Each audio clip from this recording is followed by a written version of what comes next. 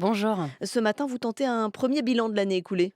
2022 aura été pour nous les féministes une année paradoxale, à la fois dramatique et en même temps pleine d'espérance. Plus la nuit est sombre, plus les étoiles sont brillantes, alors c'est à toutes ces étoiles que je voudrais dédier ce dernier billet de l'année. Mmh. La première de toutes, c'est Masha Amini, morte sous les coups de la police iranienne, entraînant toute une révolution. Un nom qu'il nous faut répéter pour donner du souffle à une révolte que les mollahs étouffent.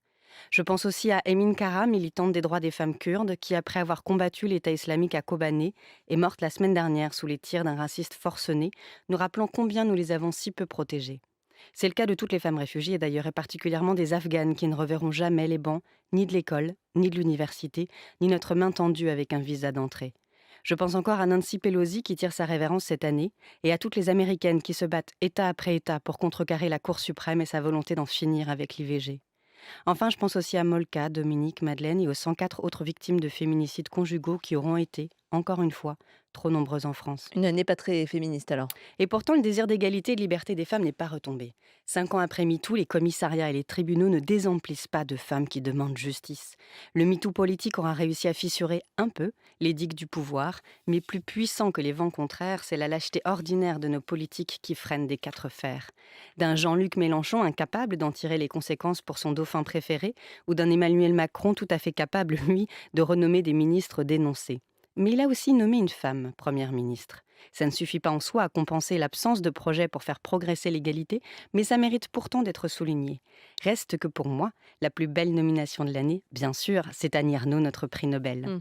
Pendant ce temps, les plus belles avancées sont venues de l'Assemblée, où il a été question de tribunaux spécialisés et de constitutionnaliser un droit à l'IVG dont les délais sont passés de 12 à 14 semaines, résultat d'une mobilisation sans précédent des associations et particulièrement du planning familial. Car les féministes n'ont pas chômé. Non, elles sont sur tous les fronts.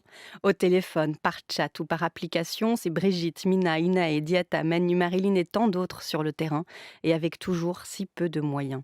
Et leur champ de bataille n'a cessé de s'étendre. Oser le féminisme a réussi à dénoncer la violence de l'industrie porno, qui devra en répondre lors d'un procès.